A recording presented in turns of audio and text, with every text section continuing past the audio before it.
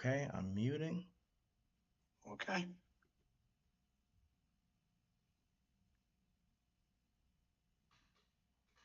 All right, sports fans.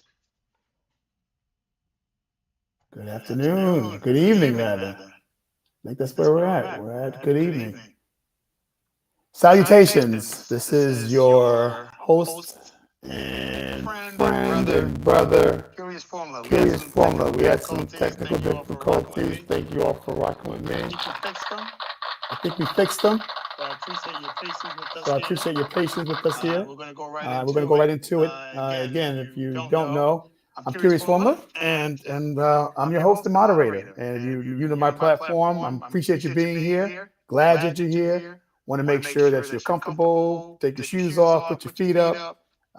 There should There be should be something in the something in the fridge. fridge. If If not, not, just put just it put on it the on the list, and list, I'll and make I'll sure make I sure I get get some some for for you, you, whatever whatever you're you're hankering hankering for. for. But we're But going we're to be going to here be for a here for a little little while. We're while. going We're to going talk to talk about about all all things things the the 2024 2024 presidential presidential election, which election, just which just wrapped up wrapped on up on yesterday. I yesterday. didn't I didn't do do a a live live yesterday yesterday because I because I knew knew there were there were 8 8 million million people people doing doing content. And I content. And was I was like, I'm like, not I'm going to not be going to be one of one them. of them. I can I can talk talk about the about the day day afterwards. Now, afterwards. I Now, I thought thought we would we would have a have a lot lot more to more to talk talk about. about.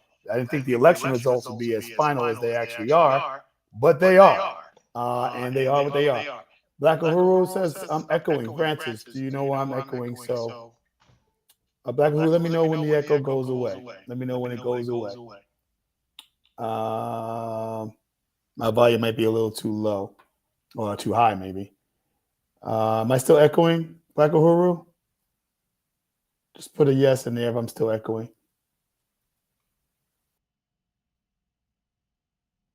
Black Uhuru, am I still echoing? Let me know. Anyone that's in the live chat, let me know if I'm echoing still. Give me a one. It's better. Okay. Is it good or is it better?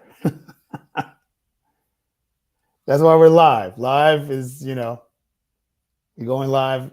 No echo. All right, good. So it's good. Give me a one in the chat if it's good. It's better. Is it good though? We're gonna get this, folks. We're gonna get this. I promise you. All right, we're ready to go. So let's just jump right into it. But before we start, you know what you got to do for your boy, right? You got to bless your boy. You got to subscribe. You have to like, and please make sure you jump into the comments. Thank you, Black Guru. I got a staff now. I got a team here working it out for me, so I appreciate it. We got 3 folks in here. Thank you for rocking with your boy. Subscribe, like, and comment here. You can go to my TikTok page at curious_formula. Subscribe, like, and comment there. All the information is at the bottom of this page. I can say that now. I got that at the bottom of this page. This is what we have. All the ways you need to contact me and get on the various platforms that we have. Lots of shorts and reels and videos. So rock with your boy and join all the platforms. We're gonna have some new good things on there, and we're building it as we fly. All right. So the headline that we're talking about today is how did I get the election wrong? All right. By now, you all know I fell short in my predictions for this race. And let me remind you, in case you've forgotten, that what my prediction actually was. I predicted this race was going to go Harris 53% of the vote nationwide, Donald Trump at 46%, and that she would win 5 out of 7 states. Well, it's kind of obvious, right, that my predictions were wrong and not correct. Now, I base it, though, when people say, well, what gives you the right to talk about this kind of stuff? Well, I base it on over 40 years of campaign experience. I've been working on campaigns since I was literally a toddler.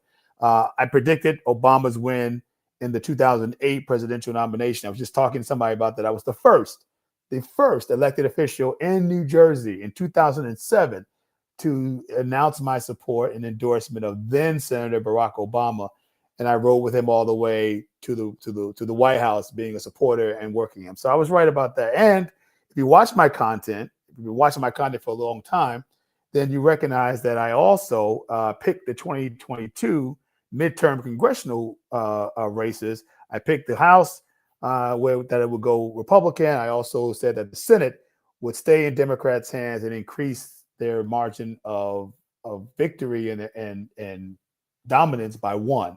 I was right. The only pundit I know that called that correctly.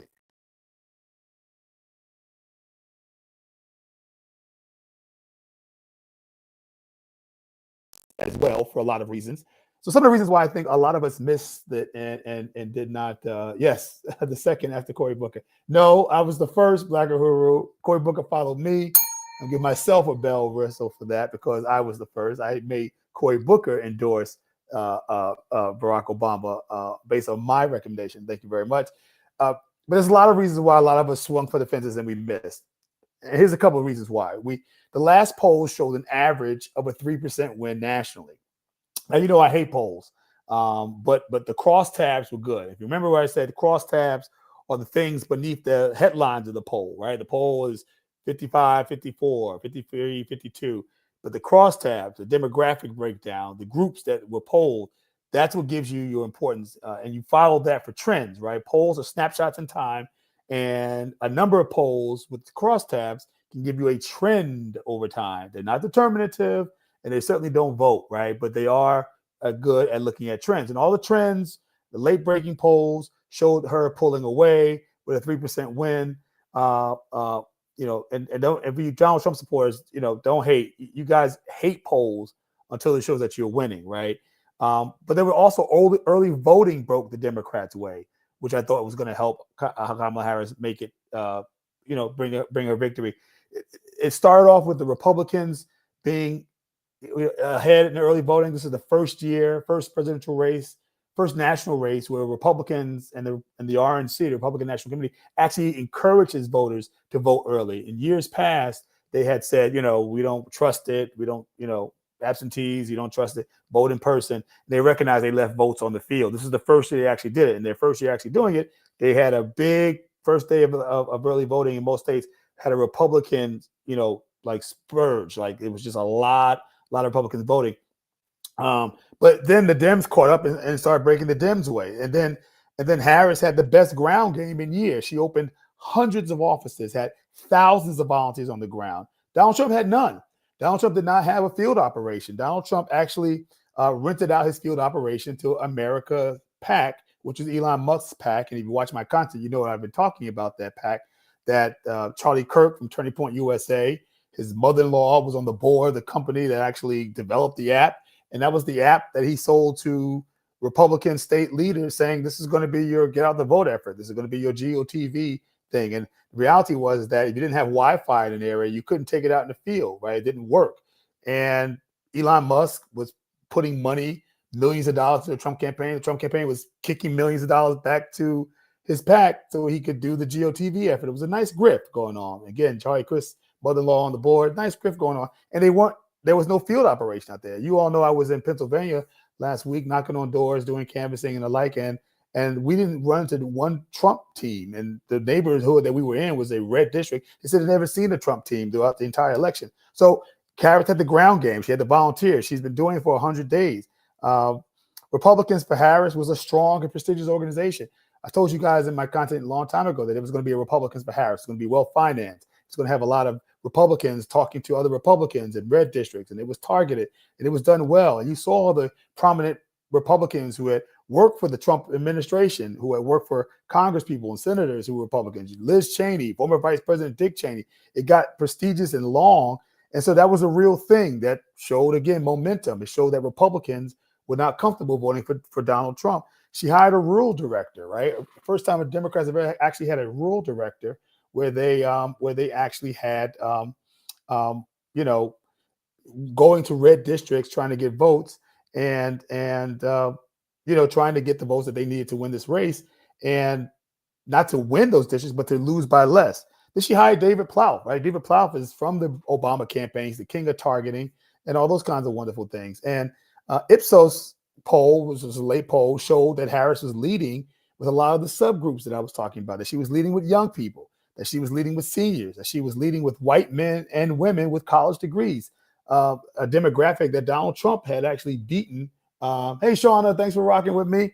Shauna gets the bell. Thank you for being here. I appreciate you. Thank you. And it showed that white men, what Donald Trump had beaten Joe Biden with 4 years ago, actually Kamala Harris was leading with that group and with black men. Remember all the big stuff about black men are not doing this and black men are not doing that? Well, that last poll showed that black men were actually supporting her and doing what they needed to do for her. But all for naught, right? She lost. And in fact, we can talk about how she lost, but let's take a look at a video. Francis, can you cue me up?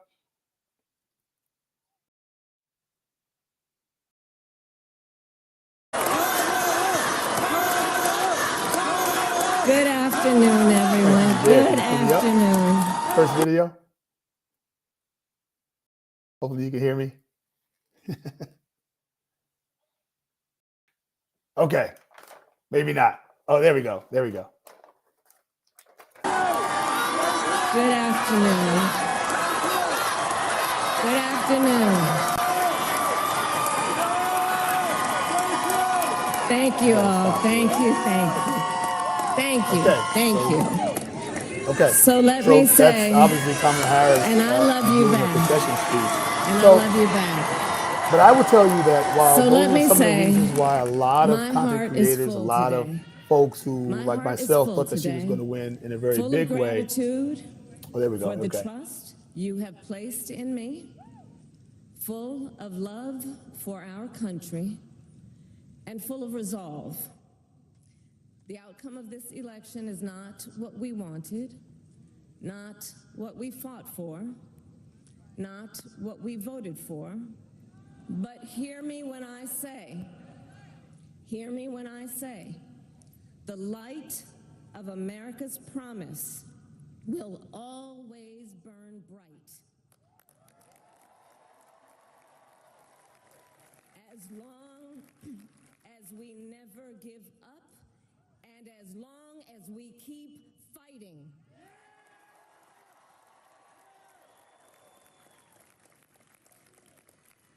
To my beloved Doug and our family, I love you so very much. All right. Let's stop it there, Francis. To President Biden and So you get a feel for the vice president in ending her campaign. And so there was a lot of reasons why a lot of content creators did not get the call right. But criteria that I've been applying for the last 6 months, and we called it the hills, the mountains, right? That each candidate had to climb if they were going to win.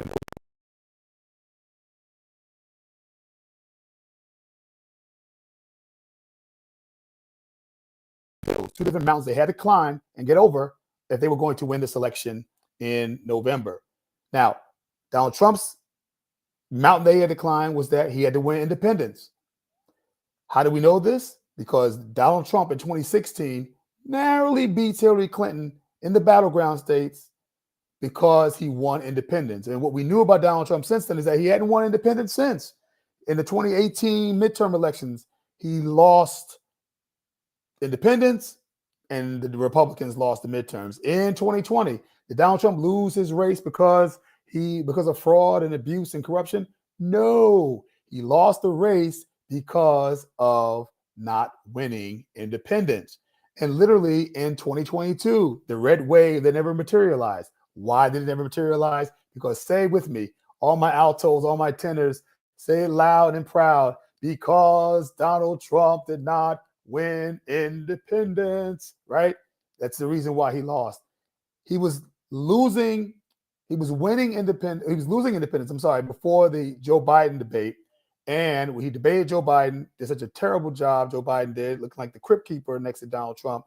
He actually took a lead with independence, and you saw his numbers go up. He took the lead for the first time from Joe Biden. Got 47% of the vote, the highest number until that point that Donald Trump had ever received. And so he was getting it. But as soon as Kamala Harris got in the race, she started leading with independence. She took the lead away from Donald Trump. And Donald Trump, up until almost election day, even though he was coming close and we saw his numbers getting better, he was not winning independence. And I told you, if Donald Trump does not win independence, he does not win on November 5th. And I was confident based on what I saw with what I saw with polling and trends with independents specifically, that he was not getting the traction he needed. Now, Kamala Harris, the Democrats nominee, had a different hill, a different mountain they had to climb in order to win on November 5th. What was that? It was that she had to have the same kind of turnout in 2024 that she had in 2020, right? That was her mountain to climb. And what we kept seeing when Joe Biden was the candidate was that they weren't making it, right? They weren't getting it. They weren't getting it done. It wasn't happening. Okay, no problem. So what was the issue after Kamala Harris became the nominee? All kinds of excitement, thousands of people volunteering, tons of offices. We talked about that. And we had a registration spike for Democrats that went 3-1, 5-1 in some places. So all these new registrants, she was going all over the battleground stage. She was hitting it. The excitement was there. The enthusiasm was there. And most polls showed that turnout was going to be better for her than it was 4 years ago, that she was getting more excitement and more commits and earlier in terms of voters and banking them than Joe Biden did in 2020. And so everyone was excited. And so I was clear that Harris, if she did climb this mountain and replicate turnout in 2024 that she did in 2020, she would win that race. That was her mountain. Well, what happened on the way to Election Day? Simply put, Donald Trump kicked butt with independents. He kicked Harris's butt in Pennsylvania with independents. He kicked her butt in Georgia with independents. He kicked her butt in Michigan with independents. He kicked her butt with Arizona with independents. He kicked her butt in Wisconsin with independents. And we did not see them. He won them. He won them by wider margins in the battleground states, and he did even in the rest of the states that he competed in. Now, that's the reason why Donald Trump won that race, juxtaposed to Kamala Harris, whose turnout was good in suburban areas. She actually did better than Joe Biden in suburban areas. Remember, I told you, white men with degrees, white women with college degrees, people in general with college degrees went to her. Those were the suburban votes. But she underperformed in turnout in urban areas. And that's what my numbers have been showing me all around. I've just done a quick, like, who's who of numbers in different places. And in every major urban area in the battleground states, she underperformed Biden. Not by a lot, 2% here, 1% there, 2.5% there. But Donald Trump saw his numbers go up, and he saw his numbers go up with independents in rural communities and suburban communities, and that was the margin of error. So yes, did I get it wrong? I got it wrong. But did I get it wrong for the right reasons? The markers I put down 6 months ago as to how each of these kings will win the race, that I got right on point. All right, let's go on to our second topic. So what will a new Trump administration look like? There are 3 positives and I think 3 negatives. And I know some of you are saying, wait. There's 3 positives for a Donald Trump administration? Potentially. And then there's definitely 3 negatives. So Francis, can you hit the RFK Jr. video for me? Cue me up. Put you in charge of the public health agencies. What exactly does that look like? Well, he's been very specific in what he said. He wants me to do 3 things. 1, clean up the corruption of the agencies, particularly the conflicts of interest that have turned those agencies into captive agencies for the pharmaceutical industry and the food industry, the other industries that they're supposed to be regulating. Number 2, to return those agencies to the gold standard science, the empirically based, evidence-based medicine that they were famous for when I was a kid. And number 3, to make America healthy again, to end the chronic disease epidemic. And President Trump has told me that he wants to see measurable, concrete results within 2 years in terms of a measurable diminishment in chronic disease among America's kids. Okay, Francis, you can stop it. So essentially, one of the pluses I actually think is actually the fact that RFK Jr. may actually come on some level or consult to some kind of level with the FDA, Food and Drug Administration. And I think that might be good. Now, I know what you're saying. He's a conspiracy guy. He's a conspiracy theorist. Like, why would we want RFK Jr.? First of all, RFK Jr. is very smart. He ran a very good campaign. If you get past some of the conspiracy stuff, if you're talking about issues, like nobody was better on the stump. Not Joe Biden, not Kamala Harris, not Donald Trump was better on the issues and knowing them intricately and specifically than RFK Jr. And I, like a lot of folks who were admirers of his, were miffed and upset that he endorsed Donald Trump. Do I think he's a grifter? Yes. Shout out to my good friend, former mayor of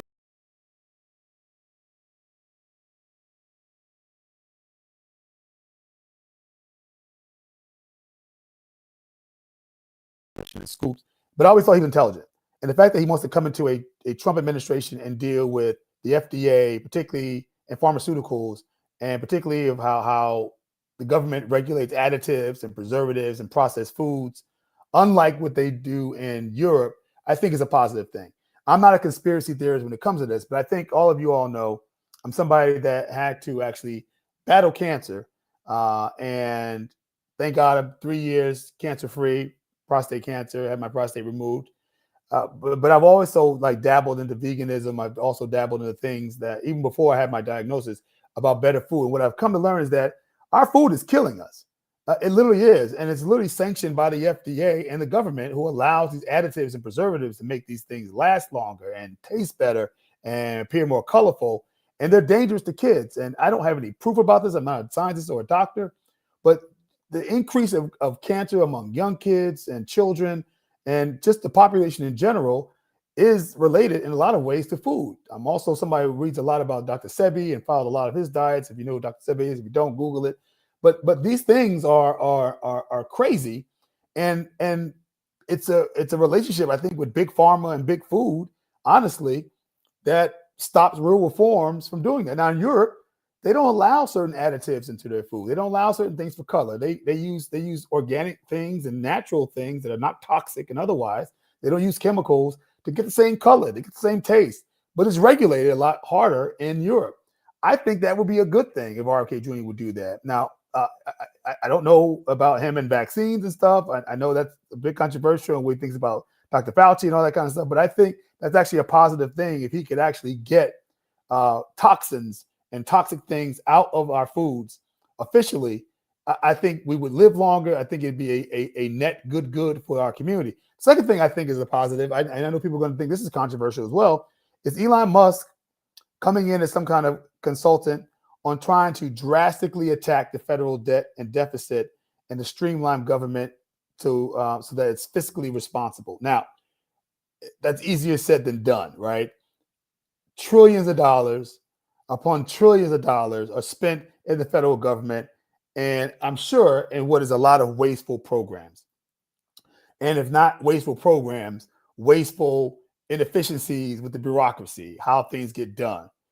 I think, particularly because Republicans talk a good game about being fiscally responsible and it's fiscally conservative, but they certainly are not. Republicans not only do create less jobs than Democrats do, but Republican administrations balloon the debt and balloon the deficit. And every modern Democrat administration has had to clean up the debt and clean up the deficit. I mean, Donald Trump raised the deficit with his tax cuts, and Joe Biden has cut a third, 33% of that deficit since he's been in office. And so I think that Elon Musk trying to get to the bottom of cutting out this waste and all this other stuff is actually a good thing. And then I think the third positive that could come out of a Trump administration is bringing in out-of-the-box thinkers into government. Now, that's a positive because I think in a lot of ways, regular Republicans, certainly no Democrats or independents, are actually going to want to work for Donald Trump. We'll talk about that in another topic later on, but they're not going to want to work for Donald Trump. They don't care for Donald Trump. His management style is bad. Everyone says that. And I think he's going to have to find out-of-box thinkers. He certainly had a few in his last administration. He did. Unfortunately, they didn't like working for him or his management style or how the office was working, and a lot of them just quit or, they found other opportunities. I know two of those persons personally working in the field that I work in, and I shall remain nameless and the like, but bringing in out-of-the-box thinkers may be a good thing. If they're not Democrats or Republicans, maybe they're registered as independents or libertarians or something else, to bring a different perspective, because he's not going to be able to recruit the average sort of staffer that's on the Hill that normally comes about and gets jobs on the Hill. I don't know of a lot of Republicans who actually want to work in the Trump administration, even as they may hold up Trump signs and MAGA and wear MAGA hats. So I think those are positives, potentially positive. Now, what are the three negatives? Three negatives I think are clear. A Trump administration will, within the first 100 days of their being in office, will start doing mass deportations and trying to implement tariffs. Now, both things are unwieldy. Both things are probably unconstitutional. Both things are probably harmful to a lot of citizens, because if you watch the 60 Minutes interview with who could potentially be the Homeland Security advisor for Donald Trump, describing how they would get mass deportations done, he literally talked about how, when the question was asked, how do you not divide children from their families? And he said, well, the best way to do that is to send the whole family back. And that might include legals, people who were born and raised here. What I hate that term well, I won't use that term because I think it's bad. But folks that live here. So if you have a cousin, niece, nephew that has lived with you, you're a U.S. citizen and Latino, but these kids are not.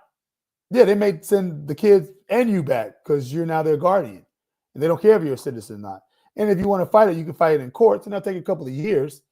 But that's how wanton and that's how widespread this thing is going to be. It's going to divide families in ways you have not seen since maybe the Japanese internment in America. And nobody that I know of was alive when that was actually happening. So those are the immediate things I think are going to be just absolutely horrible negatives coming out of the Trump administration.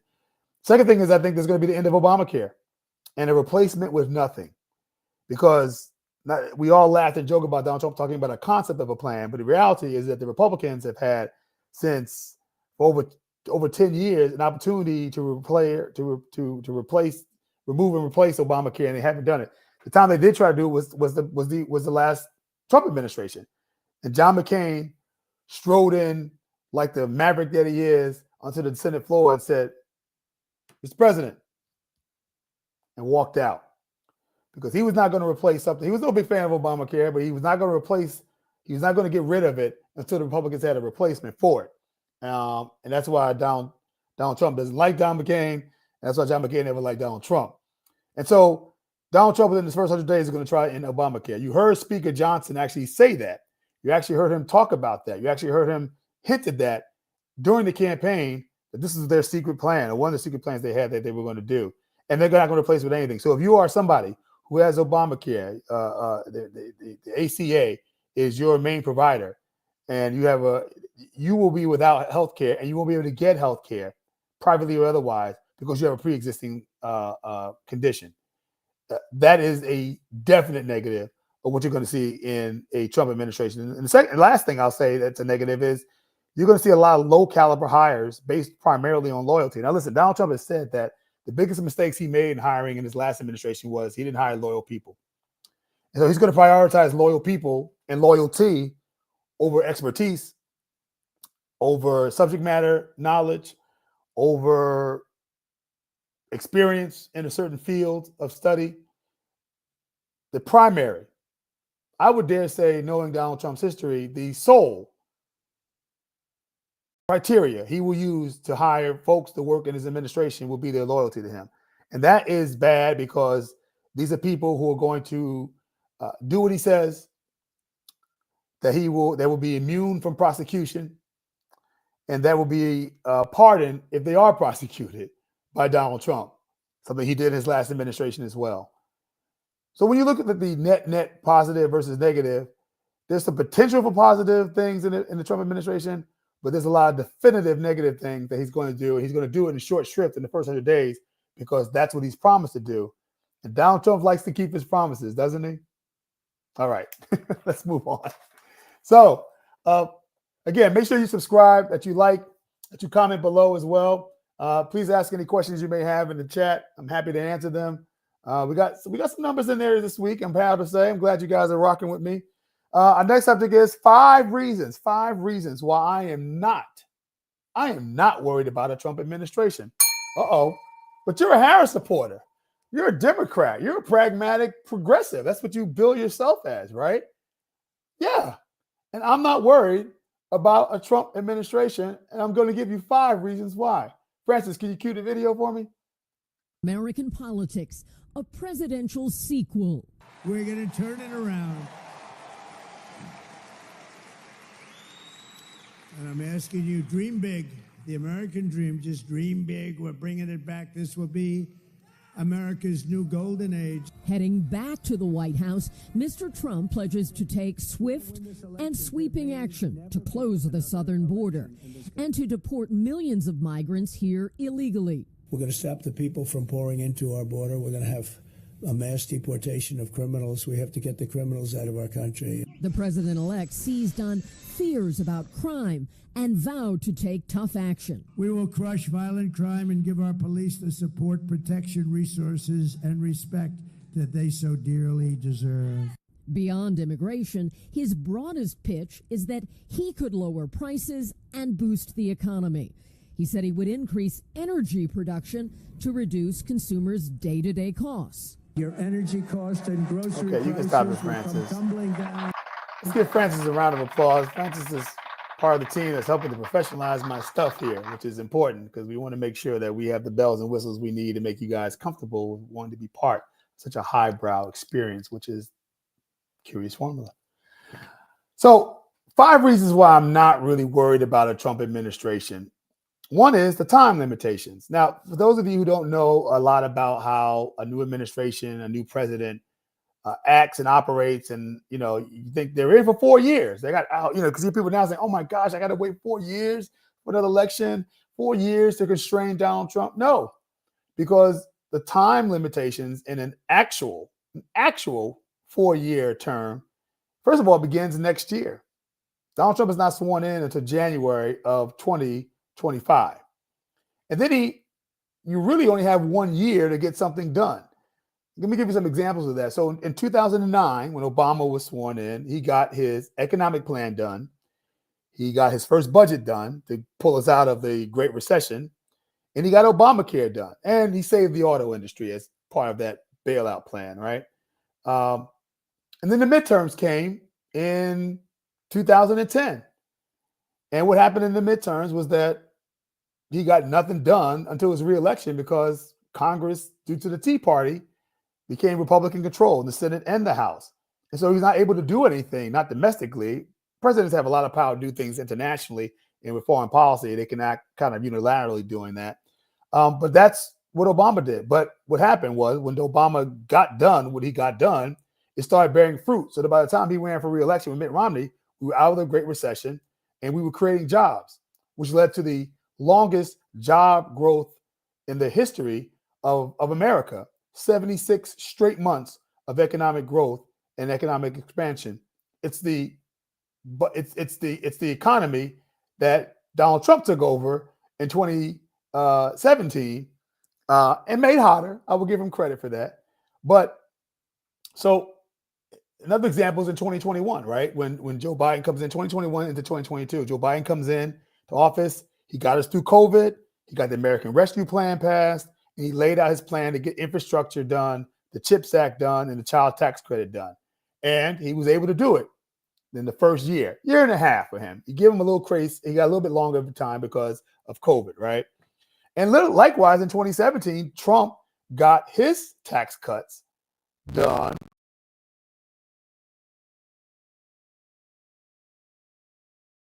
The fight to repeal the ACA, but the tax cuts are largely seen as what took a hot economy from Obama and made it even hotter under Donald Trump. Again, then the midterms happened in 2018 and Donald Trump loses his Congress. And, he's not able to get much done between 2018 and 2020. And then COVID hit, right? But his big sort of touting has always been the tax cuts that he did. But he did that in his first year. And so Donald Trump, I'm not fearful of his candidacy or his administration, is because he's going to have 1 year to do all these massive things he wants to do. And he's going to try hard, but there's a lot of reasons why he's not going to be able to get it done. So having only a year to implement your program, and his positions are so unpopular, and that's what exit polls told us after the election, right? That it's doubtful that he gets most of it done.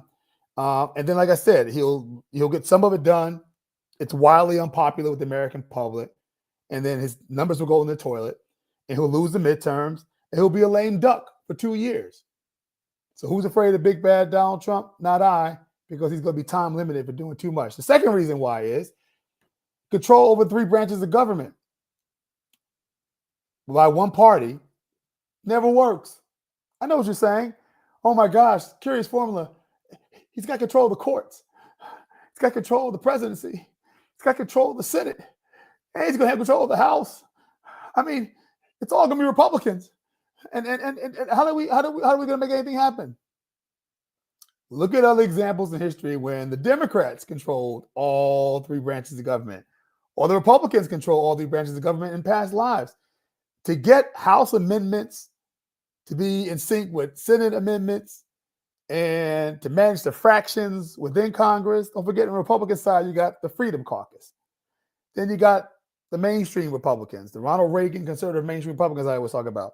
And then you got Republicans that are in purple states that kind of have to do some Democratic things, right? And some Republican things. So because their district can go either way, and some of them are going to be freshmen, they're like, I want to get reelected. So like that's another sort of set of expectations and that you have to manage as you deal with the president who wants what he wants, when he wants what he wants. Yeah, good luck for that.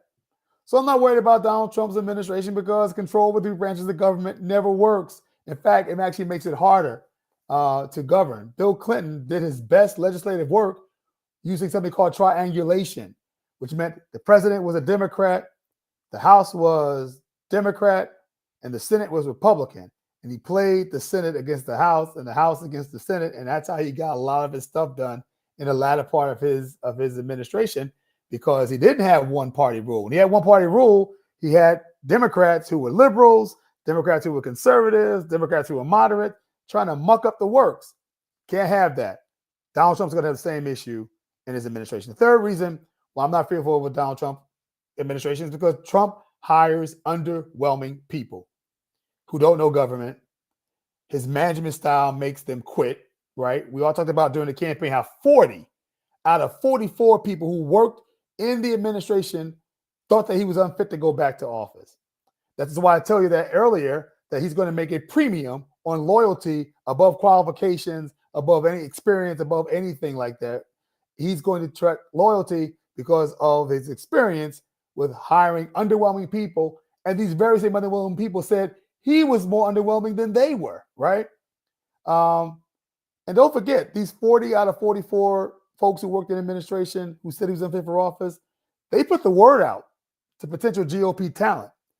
None of them want this gig.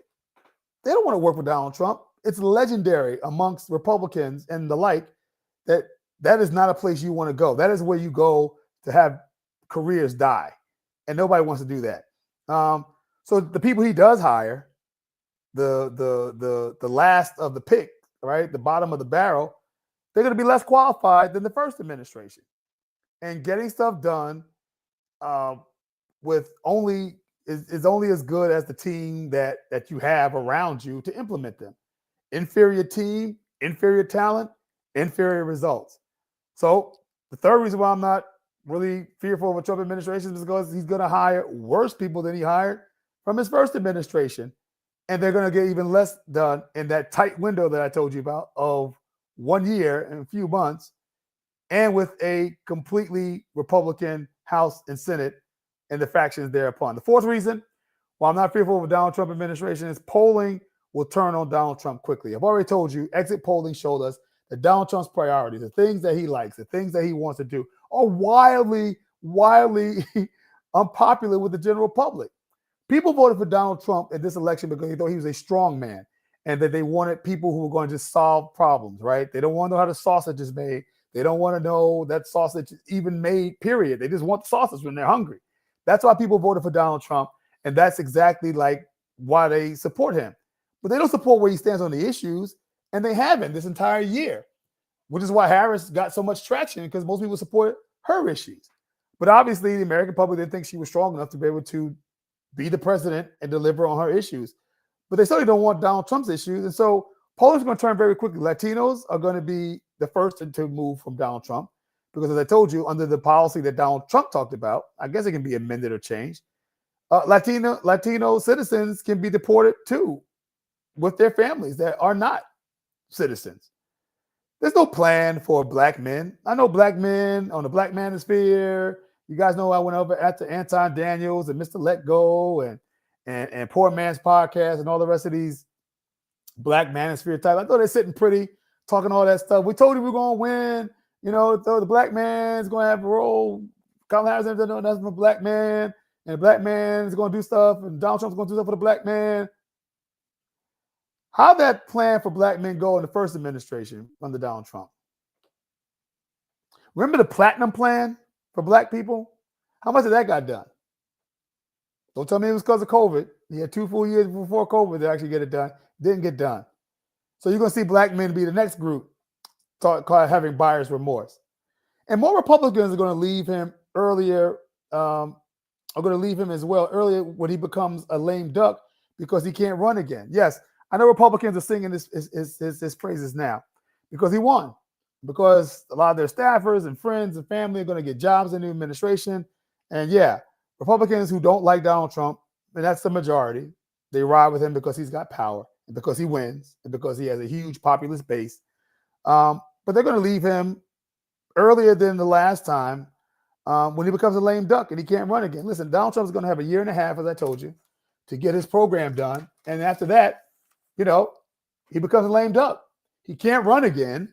So the threat of Donald Trump, like running against you or doing something against you, is going to be moot. A lot of candidates are going to be looking to take the mantle to be the next one after Donald Trump. And a lot of them are going to be trying to chart their own independent courses.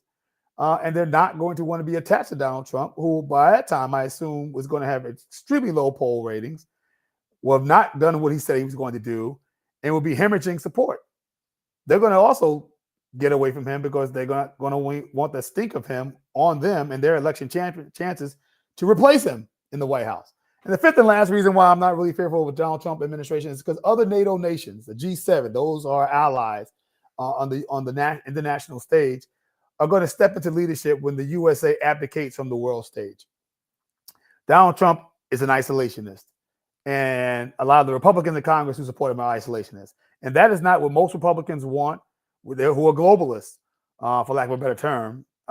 They see the role and the need for an active America on the world stage. I know there's some liberals that don't like that either, but I'm just talking about the Republicans right now. And our NATO allies don't like Donald Trump, have never liked Donald Trump.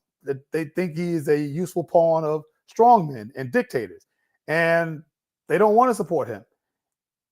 But if Donald Trump keeps unilaterally negotiating things, pulling us out of conflicts, and exiting the world stage, which is what he said he would do when he criticized Liz Cheney for always wanting to go to war, other nations are going to step up.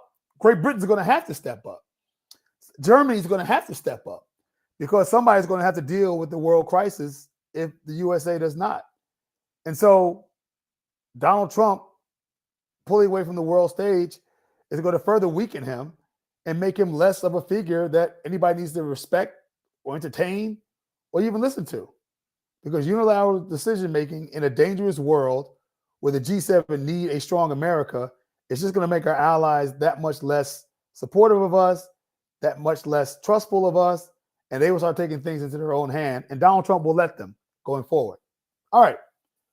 So tell me what you think about that. Last thing we're going to talk about tonight is, we're doing good with time, what does the election mean for the Democrats?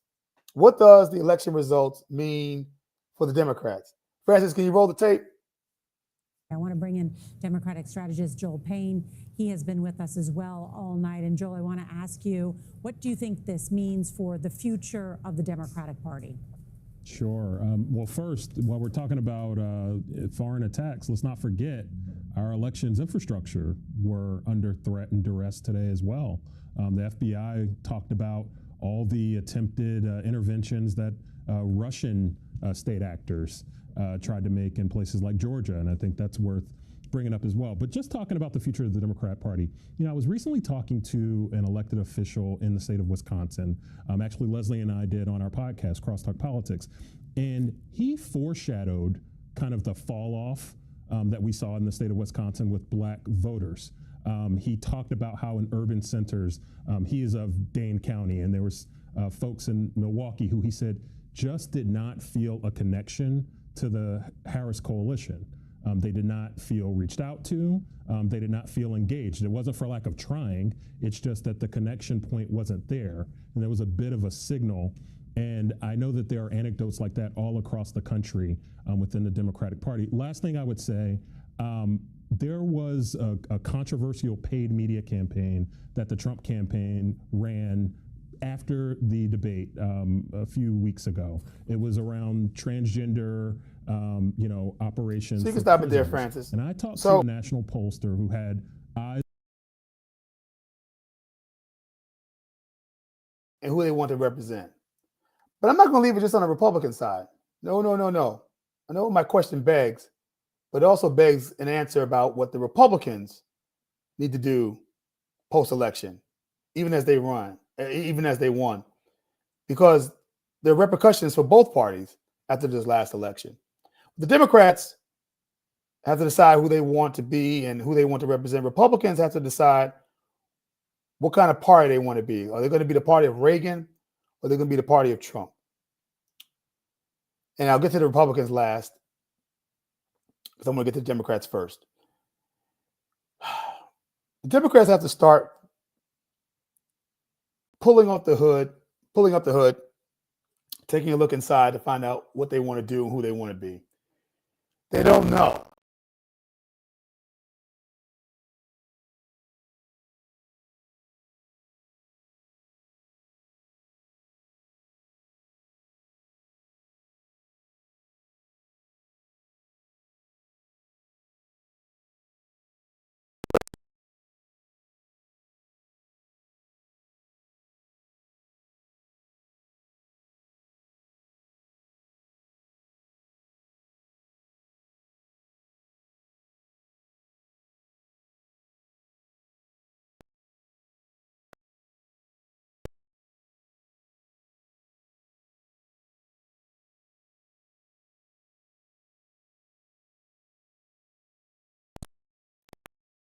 With corporate special interests and even non-corporate special interests to the detriment of siding with the people who they say they represent.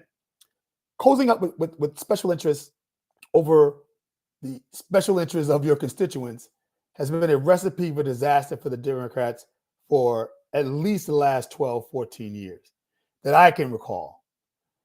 There is a need for the Democratic Party at times, I'm just going to talk real turkey to you, to cozy up with interest because of money, to fill out their campaign banks and support their candidates.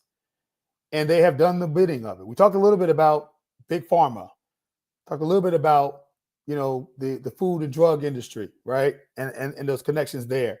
We've talked about, even as you all know, I'm a public school choice reform guy, cozying up with big unions to support things that are just not supported by the constituents, but the relationship is important for money, for influence, for troops on election day, for canvassing, for door knocking, and just the optics of you have a membership of voters that are important to our coalition. And at some level, a populist movement has to come through the Democratic Party. That's neither left nor right, neither progressive nor centrist, but it's just based on what the average angry voter is interested in, what their concerns are. And we don't even know. What you saw in that clip, and you can watch that clip a little longer, is there was a disconnect from the Harris message, the Harris coalition. Why? Because even though it was smartly done, a good campaign, it was still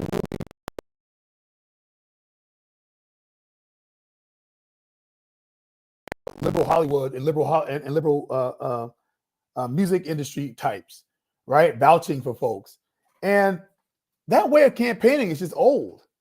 It's frayed. The younger generation does not care, does not want to be there, does not move hearts and minds.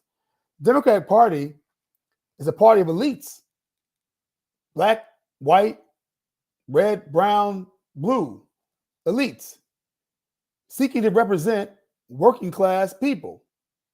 I can count on one hand the amount of times that Kamala Harris said working class, and I can't count the many times she said middle class. Most people in America are working class people. At least the base of the Democratic Party is. We're working class people. We're not middle class. Certainly we aspire to be middle class, but the majority of people of color within the Democratic Party are working class people striving to get to the middle class, yes. And the pathways and policies of the Democratic Party help them to get there. But they're always talking about the middle class as if they represent the middle class. They don't. By and large, middle class people are Republicans or independents. The people that the Democratic Party registrations are that vote Democratic every election and depend on the Democratic Party being in control of a lot of largesse and programs are working class and poor people, people with no incomes, people with very low incomes, people working 2 and 3 jobs. That's your base.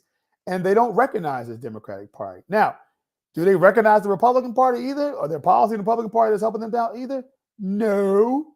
But the Republicans at least talk to them like that. Donald Trump, for all his billionaire status, talks to working class people, not just Republicans, independents and Democrats, like he understands them. He doesn't do a lot of policy. He goes, Donald Trump will fix it. If this is broken, I'm going to fix it. And those people go, yeah. Now, those happen to be low propensity voters. You know who won low propensity voters on election day? Donald Trump. Those are our people. Howard Dean often said that even in the red South, the working class Southerner, the redneck, was a Democratic voter. The guy with the gun rack, the guy with the pickup truck, the guy who, smokes chewing tobacco or chews chewing tobacco. That's a Democratic vote. He just doesn't know it because he's been sold a steady diet of God, gays, and guns. He doesn't recognize who his friends are or what his party is. But Republicans speak the language. They speak the language of the dispossessed. They speak the language of the hard worker. Now, their policies have nothing to do with that, but that's who they speak to. So Republicans are going to have, Democrats are going to have to decide who they're going to serve, what master they're going to serve, and develop policies that are a good combination of right and left to fashion an agenda that speaks to the heart and mind of working class people. Working class people are not conservative or liberal in America. And the Democratic Party doesn't understand that. There's some liberal things that working class people believe in. There's some conservative things that working class believe in. You guys know I've talked about this before. We talk about charter schools, for example. The base of the Democratic Party supports more public school choice. And you know what most of the elites in the Democratic Party say? We don't support charter schools or that. And parents are voting with their feet. There literally are district schools are hemorrhaging enrollment. Traditional district schools are hemorrhaging enrollment of students. And the only model of public education that is growing in America, K through 12, are charter schools. You know why? Because parents are voting with their feet. And they're not waiting for the Democratic Party to get behind these things. They're picking it for their kids because they don't have time to wait.